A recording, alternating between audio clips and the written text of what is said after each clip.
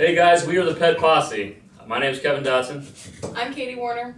I'm Christina Johnson. I'm Denali Roberts. And I'm Abigail Ryman.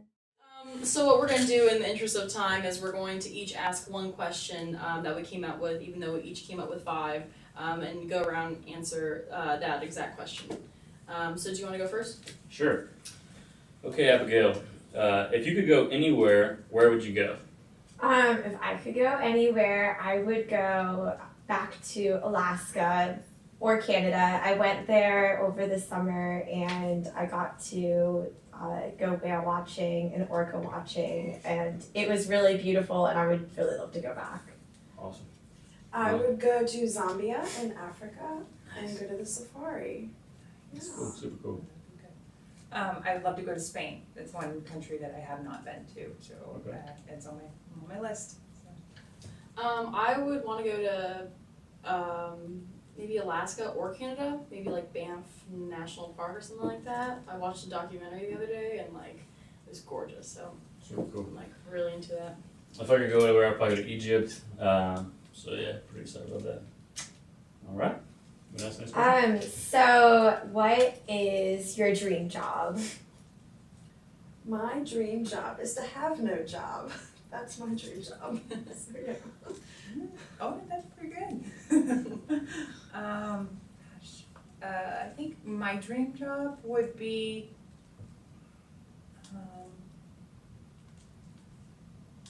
I would really like to do like an animal rescue, but large animals, because I love them so much. So if I could afford it, then my husband would agree. Then that would be great. I think I'm kind of doing my dream job. Like, I chose my job because I'm going to be an elementary school teacher, so I didn't choose it for the money. But I think that is pretty much my dream job. Or if it could be anything else, like a totally different like career switch, I would think I would do like open up my own animal shelter, and like how like people like would like adopt like 300 dogs and just care for them. I think that would be like what I would be, just have my own like little shack. But yeah.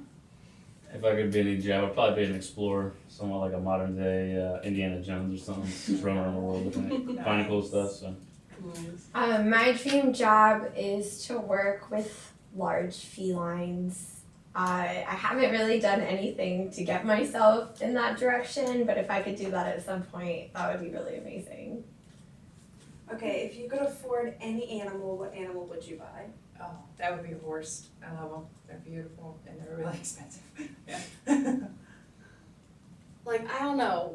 It would be wrong, like, if I could, like, buy, like, the actual animal I want, but, because, like, I don't want to keep them in captivity, but, if that was an issue, an orca. Definitely an orca. Nice. Love orcas. They have a greater sense of emotion than humans, and they're really sweet, so. Super cool. I would own a jaguar. I just think it would be super cool to have a jaguar. Any large black cat definitely would be my favorite, but I also with the captivity issue. Yeah. Like if I owned like a big wildlife refuge or sanctuary. I would own an elephant. Nice. Yeah. That would be cool. That would be super cool. Can I ride it? Yeah, sure. Yeah. Okay, if money was no worry, what would you do with your time? I would just hike. Actually, I was talking about this with my fiance. We would buy a bus, and restore it. You know how like you gut it and then you make like a little living room and whatnot, like a little house, and you just travel. That's everywhere. exactly what I was gonna say. Yeah. It's so nice. Like oh my gosh, and just go to like every national park and just eat good food and just collect dogs and just amazing. Yep, that's what I would do. So if it was me, I would just travel nonstop. I wouldn't probably have a bus or anything. I would just always, money's no option, I was probably spending on airfare. But yeah, I just travel nonstop all around the world. I also really love traveling, so I would probably spend half of my time traveling, like half of my life traveling, and the whole other half with my cats, not working or anything else. That's really my dream. Well, I don't want to wanna say traveling because everybody has said that so far, but I would travel, but I would also live in a castle in like Ireland or Scotland and just hang out in my castle. With Nice. heating and air, because Yeah. those don't have a heating We're and air. definitely coming by it. We have to come by. Yeah. If you could meet any historical figure, who would you meet? If I could meet any historical figure, it would probably be Napoleon. He's a fascinating guy. Wow. I really wish that I could have met Stephen Hawking. I'm sure that there's other people that I would love to meet, but I really, really wish that I could have met him. And but just because I'm really interested in space and all sorts of theories related to that. I would want to have met Coco Chanel, who started Chanel. So yeah. Very cool. Awesome. I think I would have really liked to have met FDR, just because of the amazing stuff that he did, and you know, the way he tried to take care of people and everything. The way he ran the country. I think I would want to meet Marie Antoinette. You guys know Marie Antoinette? Yep. I've been I've been to to Versailles. Oh, Yeah, I've been I- to Versailles. But I concierge really just want to know, room. because like apparently she didn't say let them eat cake, Mhm. but I want to know like if she was like implying that. I don't know. I just want to talk to her about it. But Super cool. yep, and I think those are all of our questions. That's it. All right, so now we are moving on to watching the group survival videos together. I think we're gonna watch all of them first, and then we are going to discuss as a group and reflect on it. Welcome to Effective Teamwork in Student Group Projects. All right. So, I mean, as far as the video is concerned, I like the fact that they initially, just right up front, acknowledge the fact that you have disagreements, and that you know, it's setting that precedent so you can move forward, knowing that this might be a possibility, and before you can hedge against that. So, I think that's pretty cool. I think that we're all adults enough to be able to say if there's like a problem, and it seems like we're all pretty much on the same page though, with our expectations of how this is going to go. Like we all made it and we're all actively participating, and I think we're off to a good start. Yeah, I think it's interesting. I've worked with a team in like a class group before that was horrible, and so if they would have watched these videos, I think we would have gotten a lot further. So yeah. I like the part about realizing how each individual works, and then that way you can kind of discuss that and set those expectations up for the group itself, so everybody knows, you know, and it makes it obviously a group effort, you know, but, you know, kind of clarifies it.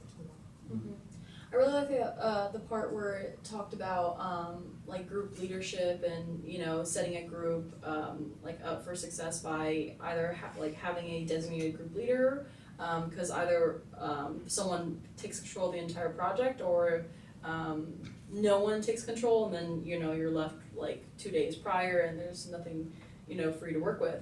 Because I've been in groups, you know, where that has happened, or either or has happened, and it has not been good. So I like that it sets those expectations, you know, up front, and so, you know, it'll be easier to go by as time goes on.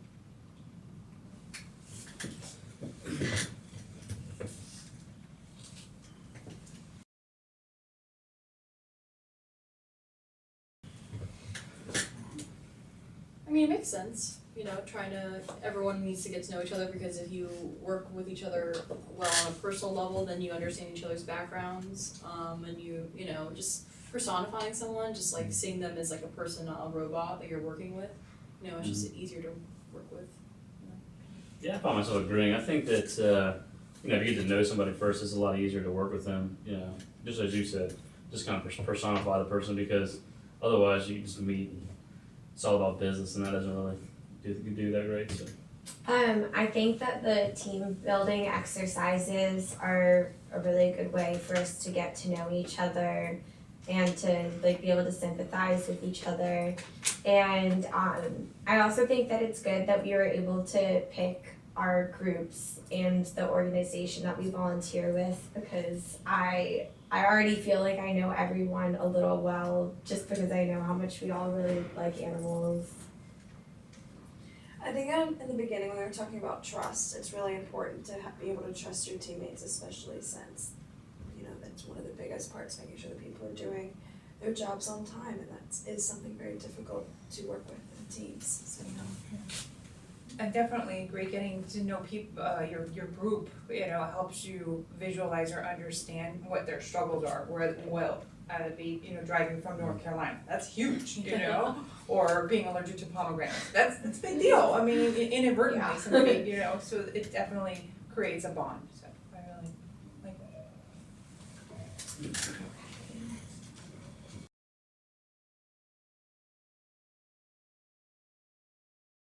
I really like that section.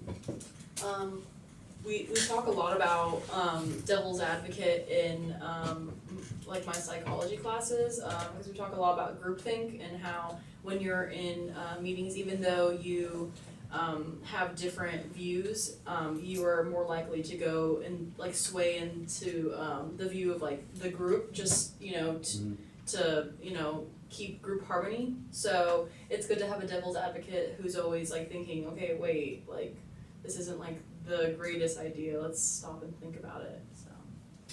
I like the idea of just having distinct roles, just because then you can specialize in your distinct role and you can make sure that you can focus on that one thing and ensure that you do it well. So the only thing about having like a team leader is I wouldn't want like all of the things to be delegated to one person, especially having to communicate, like only one person communicate with the professor. But I think that these can be kind of flexible positions too. I think the devil's advocate point is really interesting because some people just see that as people just being difficult to work with, but it actually is really viable to your team. I like the kind of similar to defining roles, but you know, plan on people's strengths, you know, what's gonna make it a good group project for everybody, and then, you know, that whole contribution and coming together. And they could be fluid, you know. Oh, I mean, absolutely, it can yeah. change each time, so that one person isn't being like the pessimist, devil's advocate every time. Yeah. You know, one person isn't always leader, so that way we each get to like talk with the professor and communicate and time keep and things like that. I'm not sure if devil's advocate applies to this project as much, but I guess we'll be able to see where it could come up when it happens. Mm-hmm. So I think that with the over under communicating, when we're over communicating, that can be like sometimes we just have to like make sure that we're not asking like the same questions over and over again. Like if we have a question that we think was answered before, like we should go back in like the group chat and search it. I think that communicating is really important because if you don't, then everything falls apart.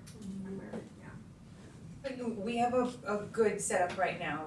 We all each respect each other's opinions. There's no individual, you know, bias going on. So we're doing a good job, and we continue to do that through the project. I think we're going to be golden. Yeah, I agree. I think what we're at right now is pretty good, and you know we have the group chat set up, and so we are constantly staying connected. And even though we are all, you know, we all live our separate lives and we all have our own things going on, we still like go back to the text, you know, conversation, and we're able to communicate that way to get our sense done. I think dealing with conflict early on before it escalates is really important because you don't want to have a situation spiral out of control right at the end. We're Right. trying to get everything done. Absolutely, absolutely. Especially with our different, like, you know, our different backgrounds, and we don't know what everyone has been through, and so we don't know like what kind of comments we're making, so it's important to nip conflict in the bud right away. Sure, and most definitely, and don't want anybody to harbor any kind of like resentment or anything like that. I think if we stay, you know, as open-minded as we can to solve the problems together, then we'll be good. I mean, I think that just setting the precedents in advance that, hey, these might happen and we're aware of that and they'll avoid it in the future, I think that's kind of key. I think that the conflict and the communicating go like hand in hand. Like if we just keep an open line of communication, we'll all know what each other's expectations are, and that'll it'll be easy to tell when a conflict is starting. Yeah, frequency of meetings is just, I think, key, cause it keeps us in touch and we know everybody what's going on, and then we can continue on the tasks. You know, Even move even on if through. because we're all separated and like I live in a different state, I think we're able to come up with our meetings. I think we thank you for setting up the volunteer thing firsthand. So we were able to have this meeting. We were able to have our volunteer thing set up, and so I think we're on a good track. And as long as we're having these like steady meetings and like where we know we're all going to come together, I think we'll be golden. And I don't necessarily know that it has to be frequent meetings either. I just think maybe the frequency of communication is important. Just staying kind of constant communication with each other. So. I agree. I think also that I don't know, but I think that it's good that we have all of our meetings set up, so we're not going to have to worry about that later on. Yeah, I really agree with what you say, like, we just need to communicate. I don't necessarily believe in hundreds of meetings, because that's just counterproductive. I can't drive. Yeah. No. No way. He's like, oh my And gosh. FaceTime is always good. If Yeah. you need to have a meeting face to face and communicate, not via text, then FaceTime, always the best. Awesome. I think we do have a clear plan. We use the divide and conquer method. Like we're one person's doing this, and so we all come together and collectively put all of our things together for one big project. And I think that's what we've been doing, and we should just keep on doing that. Yeah, I agree with you. I think that as long as we get everything covered and put it together and it all flows together, it'll be good. And this is where we delegate the tasks with the leader and the facilitator and everything, and we're not all working on the same thing. Yeah, like just breaking it down into the manageable chunks. I think is smart because it says not to overburden one person. Yeah, and having that agreement with all of us all together, it just makes it, a better, well thought out project. Oh, this is really important. We should not be doing things last minute. I think we all know that. Being an online class, it's you have a large chunk of time, but you have a lot of things to do. So I think we're all mature enough to understand that we need to start things early on, and that's what we're doing with this video. I mean, we're starting a week in advance so that we have time to make edits and adjustments and things like that. Yeah, having good time management is I think the key to an online class. And this is my first online class, but I feel like I'm doing well with the time management for it. Yeah, I think that you avoid just stressful situations when you get things done in advance. Like we've already planned our, volunteer opportunity, and now we just don't have to worry about that anymore. So it alleviates a lot of stress. Oh no, I wholeheartedly agree. Having stuff planned out makes it so much easier, and it enables us to get it done. Yeah, I agree. Like when you have 100,000 things going on at one time, if you're doing them ahead of time, it works out better. All right, so we just spoke about the nature of conflict. Something that I find, fascinating would be the groupthink concept, where one person could state an idea, but be so confident and so adamant about their point that they just lead everybody else to believe the same thing. I know that usually I can be guilty of, asserting my opinion or idea, and I know I got to watch that. That way we don't fall into a situation of a groupthink concept. Yeah, and I think that they talk about task problems and then interpersonal attacks, and I think that interpersonal attacks are one of the big reasons why groups fail, because instead of communicating properly, we just point at each other. It's also important to have the same goals and be clear on what strategies we want to use, as well as our individual responsibilities. Agreed. So we were talking about dealing with conflict and the 5 individual styles that someone can have when dealing with conflict. We think that honestly, probably the best ways handling conflict are probably collaborating and compromising.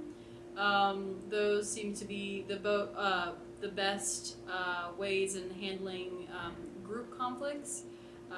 So that's what I think what all of our goal is to get to that point, but then we all understand that we are not at that point yet. So I took the test not while I like to think I'm collaborating, I'm actually competing, and so I think I just need to work on being more cooperative with the group. What about you guys? I'm a mixture of competing and compromising. I'm a mixture of competing and collaborating. That is being more accommodating, but I'm actually quite good at avoiding the conflict. And I can think it'd probably be unanimous that I came out strong, gravitating towards competing. However, I try to compromise and be accommodating. So So I think we're just trying to work together as a group to get to a good point for conflict handling, but we all understand each other's different styles, and we'll try to accommodate each one. So. And I think that some of each one of our individual attributes actually kind of helps the group out along anyway. If we were all avoiding, we wouldn't really get anything done. So Right. But if we were all competing, then yeah, it wouldn't be good either. Yeah, I feel like that's a clash. Yep. So we're going to be using the 6 effective strategies for managing conflict to make sure that our group project continues to run smoothly. So we're gonna make sure we clarify our expectations towards the project and throughout the length of it. And another aspect of managing conflict that's super important is to just make sure you maintain open communication. If I have a question about something, I'm unclear about something, or I expect something from somebody else, I'm going to communicate effectively. That way we can mitigate any kind of ill feelings or any kind of confusion or just conflict in general. So we looked at the last section. We looked at the different kinds of characters that we could be. The free writer, the dictator, the do-it-all, and I think we all see aspects of each one in ourselves in different groups. But in this group, I think that through all the videos that we watched and just the overall communication that we have and learning from those previous groups, I think that we can all see ourselves as less of all of these, and except for maybe the socializer. But other than that, I think that we are better as a team, and we are in line to not be any of these very extreme characters. Yeah. Absolutely. So for my activity, it's from the Reich blog, and it's called Winner Loser. And each of us is going to share a negative experience that happened with the table, and the rest of the table is going to help try and find the positive things that happened from the experience. And it's to help team members oh gosh, People to empathize. what was We'll it? find the Find the silver silver lining. lining. Yeah, to find the silver lining in each situation. Okay. I have really bad ADD. So I'll go first. Okay, sure. I was flying into Cambodia really late at night, so it was like 2 o'clock in the morning. And I was supposed to have a car pick me up, but my car didn't show up, and I was stranded at the airport in rural Cambodia for like a solid 3 hours, and had some stranger drive me to my hotel. And I was not very happy about it. But yeah, Yeah. it's my bad experience. So I've been in a similar situation in Greece, and I know it's terrible, but maybe the silver lining could be that you got to meet a local. Maybe you've got to experience some other things in the airport that you maybe wouldn't have, given that you're just rushing through. You also learned how to problem solve in a situation where you could have just done nothing and struggled a lot more. That's true. We give you time to familiarize yourself with the airport, so Yeah. you knew exactly where everything was. Yeah. And I mean, something bad could have happened to that driver, so at least you're not in that Yeah. situation with them. That's true. Perfect. So 2 years ago on my birthday, someone let my cat out, and it was nighttime, and I ran outside and I jumped off of a 6-foot gate into my driveway and severely damaged a bunch of ligaments in my foot, and I'm still having a lot of problems with that today still. Did you find your cat? Yeah, my cat walked right up to my door and I had to get carried inside. Well, at least you found the cat. Yeah. That's a silver lining, right? Right. Yeah. Absolutely. Wow. You probably buy better shoes now. to I support- Yes, so I- you are open to the world of better shoes. Yeah. And maybe my thought would be now you're more aware of your physical capabilities. Like you just can't stand jumping off 6-foot things. So I can't jump really at all now. that makes sense. You have your cat. Yeah, that's the big silver That's the lining, biggest yeah. one. So there you go. Could be worse. Could be worse.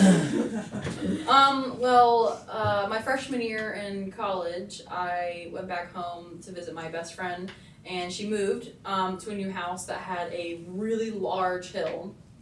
And I was driving my dad's car because I had car problems with mine. So, and his car's kind of larger, so I don't know, I wasn't really accustomed to it. So I was driving up this hill, didn't really know the capabilities of this car. And I tried braking, I couldn't reach the brake, or I just started panicking. I accidentally pressed the accelerator, and I drove straight down into the side railing at the end of the hill, and my kitten was in the car, and my kitten fell on the windshield. I think she has permanent brain damage, but the vet said she shouldn't be that bad. She's just a little dumber. But other than that, it's okay. My dad didn't kill me. So. Well, now you know how to go down the hill in your Now I dad's do. car. So Mm-hmm. And I think that another silver lining would be the fact that, and given those situations in the future, you know how to handle it better, given that you've been through that experience. Mhm. Like you now know to brake. I do. I would hope that you keep your cat in a cat carrier with the seatbelt in the lid now, because that's what I do. No, she wasn't a cat carrier. Okay. At least you weren't injured too. Yeah. I'm thinking that, your worst case scenario, thinking was that your dad was gonna kill, and he didn't, because he understands that, accidents happen. So that's like a warm fuzzy, I guess, because, your parents ultimately love you, and they just wanna make sure you're That okay. was the biggest thing. That's I really thought he was terrifying, gonna kill me. though. Yeah. Yeah. I mean, the car didn't have any crazy damage, so it wasn't terrible. So about 2 years ago, I was playing some flag football, and I went to spin off a guy to try to make a touchdown, and he went to grab for my flag, and he hit me in my nose, broke my nose for the third time.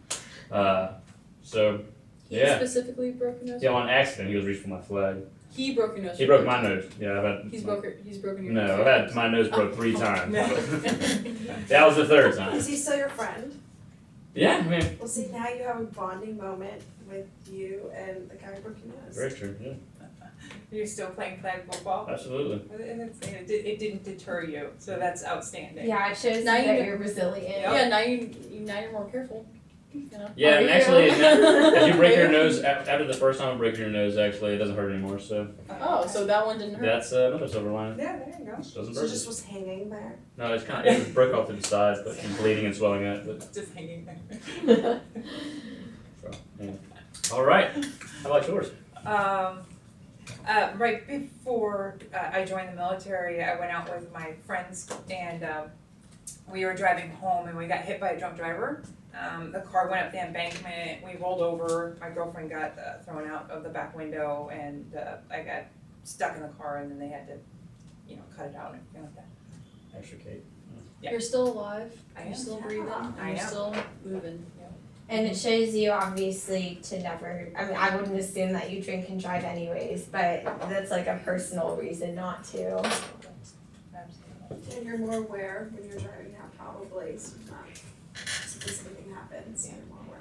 And I mean, I hate to say it, but a good silver lining could be that I actually learned from your experience. I mean, just be aware of who's driving and also the time condition. There might be drunk drivers, so it helped me out. Are your friends okay?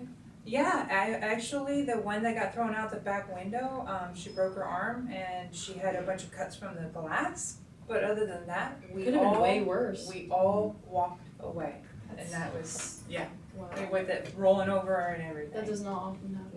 No, it doesn't. Feel like I know you all better now. All right, so for my group activity, we're going to be doing Zen counting. This gets the group to cooperate and focus by counting together. It's kind of like a trust game where we have to trust each other that someone's going to say the next number. I got it from leadershipinspirations.com. And what we're basically gonna do is we're all gonna have our eyes shut, or blindfolded or something like that. And we are going to each take turns saying different numbers up to 5, because there's 5 of us in a group. And we are going to trust that each person's gonna say the number, but 2 people can't say the number at the same time. It's easier to just show it, so let's begin. Alright, so everyone with their eyes closed. Alright. 1, 2, 3. 4. Okay. Well, awesome. Alright, well, Alright, since let's try it again. that was so easy, let's count up to 10 and see if we can fill in the blanks, alright? So 1, 2. see? 1. 2, 1. 2. 3, 1. 2, 3. 1. 1, 2. 3. 4. 1, Okay. 1, 2. 3. 4. 5. 6, oh. 1, 2. 3. 4. 5. 6, 7. 8. 9. 10. Alright, Alright. and that was it. That was pretty much it. Zen count? Okay. Yep, Zen counting. Mhm. And Where'd you get that from? Leadershipinspirations.com. Oh, I think you did. Yeah. okay. Yeah, but it lets us it's a trust exercise basically, and trust that, and depending on each other, so. Yeah. All right, guys. My team building exercise is all about communication, and we're trying to establish better communication with our teammates. So effectively, what we're doing, and it's called a blind drawing, is me and Caddy here. We have pictures that we're going to describe to them. Okay, without saying the exact word, we're going to see if they can actually draw what we describe to them without seeing it or without saying saying what it actually is. So we're trying to enhance communication. And where'd you get it from? And I got that from the same website that you got. The that from. Reich blog. The right blood, right? All right, so I'm going to start the timer. Everybody's clear on what's going on? Yep. All right, 2 minutes. Here we go. Alright, so Alright. you're gonna be So drawing this a is triangle. It's glass on the outside, In the circular, triangle, semicircular, there's a polka glass on dots. the outside, smooth.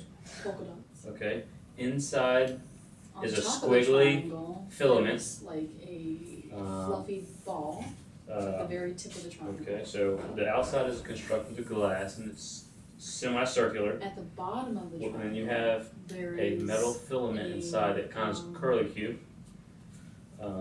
At like the a base of it, fluffy it's metallic. lining. But it has threading on the metallic part of this object to use to screw things Like in. it, So it it's threading, lines the much like bo- a similar like a screw. bottom of the triangle, and the triangle is more like a At the cone. bottom So of think the it like object, there's the this cone like is being a surrounded by this like fluffy tight, lining. like a semicircular projection piece that's used to make contact at the bottom. And that's about it. Awesome. Actually, you guys exactly what I Yeah. Let's see. Wait, all right. So I have the light bulb. That's what you guys have. That was great. That worked out pretty good. I have an. Oh, okay. So Alright. it is kind of a party hat. Yeah. Yeah. Looks So- like it. So did you guys want to start the timer over again, and then we'll try to draw, and you guys try to describe? Sure. Sure. All right. I'll take your piece of paper, and you guys take one of these Can I pictures. borrow- that, yeah. Can I borrow your piece of paper?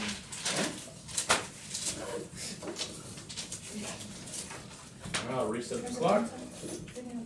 Here you go. Should we both Thank you. describe it? Or do you want to do like one description after? Yeah. Yeah, we can do and one. switch. Okay. And what is she describing? Oh, you just give her one that you can't see. So are we not looking? We're not looking at it. No, we're not gonna look at Okay. it. So our eyes are supposed to be closed while we're drawing. Well, you have to see what you're drawing, so not Oh, okay, necessarily. okay. So I can see one. Okay. Just not see what they have. Yeah. All right. So let me know when you guys are ready. Ready? Trying to pick a good one, huh? Nope, just trying to figure out shapes. Okay. How to describe them. Okay. All right, let me start this one. All right, let's go. Okay, so there's This three is circles on top of each other and they get bigger going down. Okay, 3 circles, bigger going down. And there's Covering on top of it? 2 sticks connected. Oh God, I don't know how to describe this. There's a triangle coming out of the top circle. Okay, there's a triangle coming on the top circle, okay. In the middle circle, in the middle of the circle, there is 3 little circles in the middle of the middle circle. That's Okay, evenly so- distributed. Alright, we have 3 circles in the middle of the middle circle, okay? On the top circle, at the top of it, there's a rectangle, and then there's a smaller rectangle below that is just thinner, but it's the same width. And then there's a saucer shaped thing below that. And on the very top Okay, of it, let me give you some. there's Okay, and above the triangle on the top circle, there are This 2 is little where, like, circles next to each other above It's it. not a rectangle. Alright, I think but you it's see a what's going on partial here. rectangle.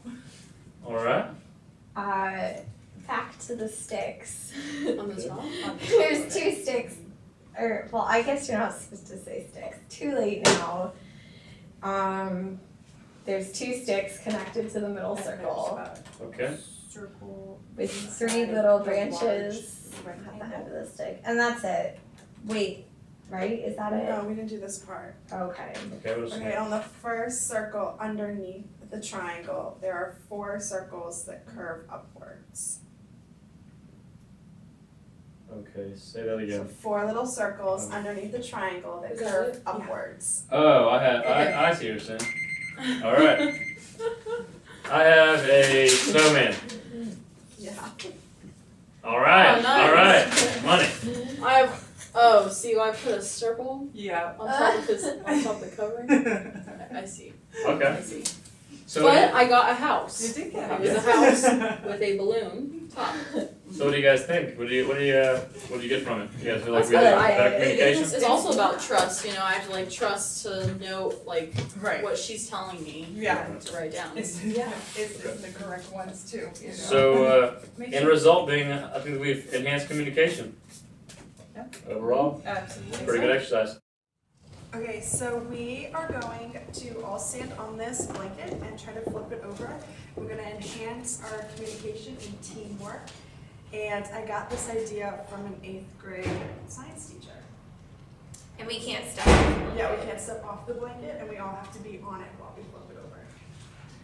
Okay. Awesome. Here goes. Yeah. So like, I guess we start by like stepping on like the end, right? As we, well, I guess we can pull it over a lot more. Oh, you can use your hands. yeah. Okay, so just put your foot right on here. Yeah. And then Why is this confusing? Like so confusing. and then you put this other foot right here. And then you I did one the same like with 20 girls on it, so You it's did. possible, yeah. So So you need to step on top, but at the same time pull it your way. wait. Or so just come over here. Yeah, I'm gonna come over here. And you want me to? So glad I showered this morning. Well, I figure we can just Keep on keep going going that this way. Okay. Yeah. So Wait, I Oh, we okay. keep moving, we keep pulling Yeah, I this just forward move and forward. moving forward on it. Okay. So, like so, is that right?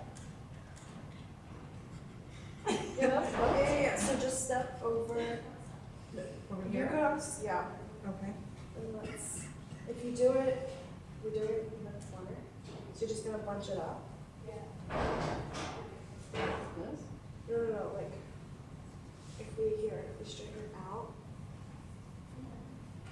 then we fold it in half essentially, Uh-huh. and we pull it this way. Like, Okay, so, okay, you scoot this way. And then you scoot up.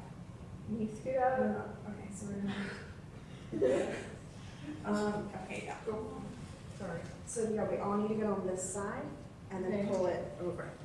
Okay, all right. Do you see what I'm saying? Yeah. Okay. So. Can we hold on to each other? Yeah. Yeah, if you need to grab me for balance. Okay. And then Katie, you should step over here. Okay, I'm sorry. Okay, now I'm on this part. Wow. Oh, look, now, come out on this edge, come out on this edge, Oh, I see. come out on this edge, and get it off. You're, Oh. Can we start pulling from the bottom? Yeah, see it? Yes, I understand. Oh, okay. Alright. Am I on it? Okay, so I'm like sitting Back, right? Oh yeah, now flip it, like step on the part over here that doesn't have, This like part. it's still, Take that part. it's still underneath somebody. so you gotta step. Me, probably. Yeah. Hold on, here we go. So you should be able to pull from underneath. There we go. Nice. Is it? Flipped it. Alright, alright. Alright, Cool. so we communicated Yeah. and use some teamwork. Hi, this project is actually, there's you could say rounds on target. It's not, one that I found online. It's actually something that my husband uses, for his work. So the point of it is to use the catapult, get the ping pong ball into the actual target itself, which is a pan. And, we're gonna take, turns, and we're gonna run it for 4 minutes and see how many we can actually make it in and, I don't know, score is what you call it, so. Alright, so if you wanna sling it, I'll hold the Okay. aim, alright? Oh! Anybody else? It looks like we should yeah, do it that way just a little bit. That might be the technique, that might be the technique. Yeah.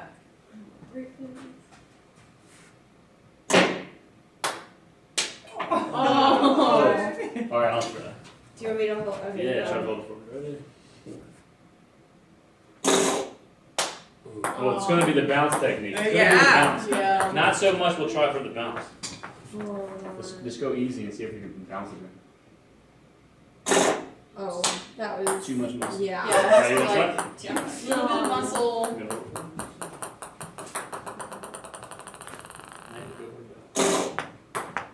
Oh. You know what, I think we need to move this way and Oh, go there for you the go. bounce. Oh, So, okay.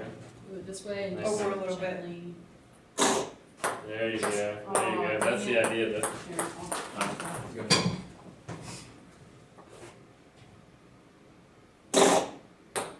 Oh, look at that. Nice shot Like a right slide. away. Hey, why don't we just go for, let's go for the speed technique.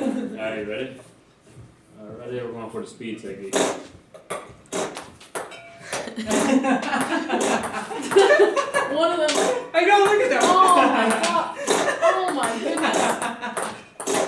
That, do you put a little more muscle into it? Yeah. Oh, wait, oh, it was almost there. No, no, the other way. Oh! Yeah, we really suck at this. This is really hard. I know.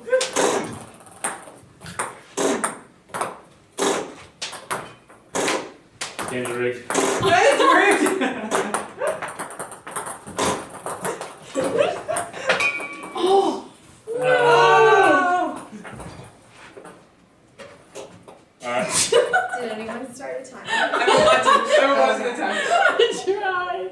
okay, so learn, we have the target. We need to move closer, the catapult closer. Well, I mean, then it feels like it's Like a just, giveaway. Well, in the military, if you can't shoot, you get closer. Yeah.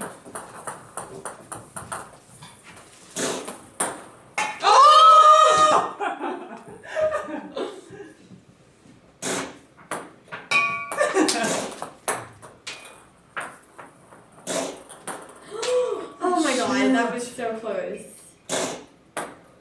That counts, That was good. Alright, Yeah, wait, yeah, just like try your to palm toss style. it. oh, I got this. Dang it. Alright, so so let's talk about our results. What do we think? Oh my goodness. Definitely harder than it looks, that's for sure, but I like the way we're trying to take turns. Alright guys, this is the fear in a hat exercise. Essentially what we've done here is we've taken all of our 5 fears that we have about group work and we put it into this container. We're going to pass it around, we're going to randomly draw out one, and then we're going to describe what we think that fear means to the other person without the other person commenting. In the end, after we go through all of them, we're going to discuss maybe who had them, what they really meant, and then maybe some common solutions to those problems. Okay? I'll start out.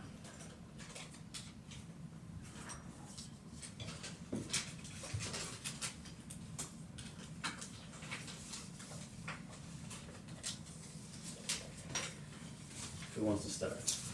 I'll start. So this person is dictators versus slackers, so probably working with people who overtake a project and then those who don't do anything for the project. That's a fear. This person is nervous about peer evaluations.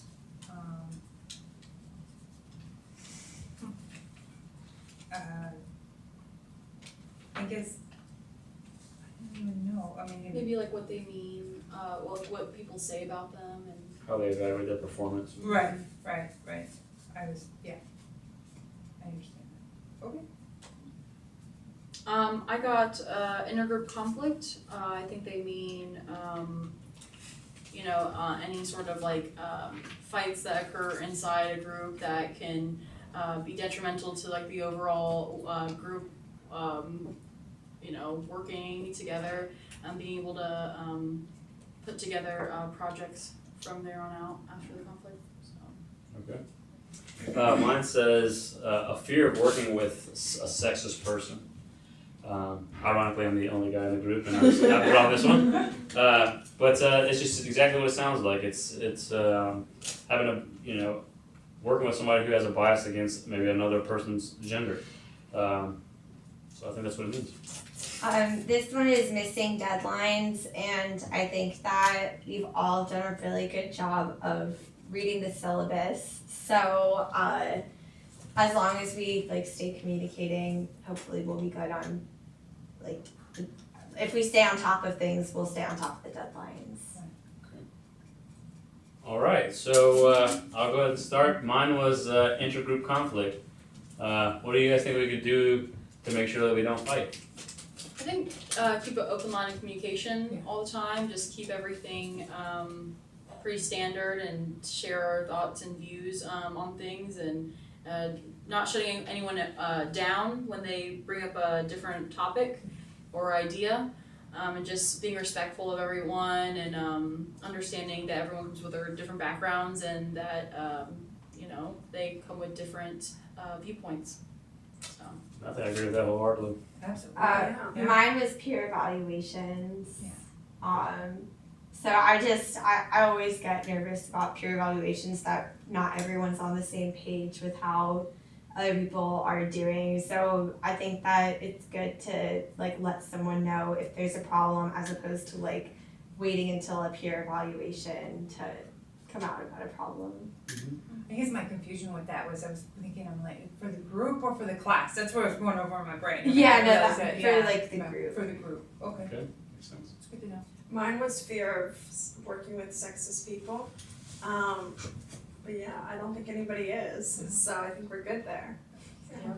That's helpful. Mine was the dictators versus slackers. I've been in groups where I was the dictator, and I've been in groups where I was a slacker. Just the different dynamics. I'm just afraid that that someone's gonna take control of the entire group, and when someone does that, then everyone kind of just slacks off and just kind of social loafs their way through the group. So I think in this group we have a good idea of who does what, and we can all depend on each other. So I'm not concerned about that. Yeah, I think like I said, if just we maintain open communication and just talk it through, I think that will avoid a lot of that. Yeah, and keeping that honesty going. I mean, I think that's definitely a good part of it, so. Yeah. Agreed. Yeah. The last one, that was mine about the meeting the deadlines, and it isn't more of it's inadvertently, if I don't catch something on the syllabus or something like that, for the group, or I don't wanna let anybody down. I don't ever wanna let anybody down. So Well, we can that's all what help I'm saying. each other. I think, you yeah, know. that's the good thing Yeah. about being in this group, I think, and having an open line communication, we can tell each other, be like, hey, this is coming up, Right. you know, like, I didn't know we had a Yeah, that's what I said like last night. You know, I was so like, we're meeting she's tomorrow. like, do you know there's a right? meeting? And I'm like, yeah, like, I drove here for it. So I mean, I think it's just keeping that open line communication, you know, Right. lets us all know and we all keep each other going, you know, that's what a good group does, Yeah. so. Yeah, I think like a day or two before deadlines, or even like a week before, we should always like reiterate like something's happening. Yeah, ultimately in the end, I think communication goes just The so far. longest. Yes, absolutely. Alright, well, I guess that's Fear and a Hat's concluded. Alright, so we're gonna talk about our group goals and our class goals.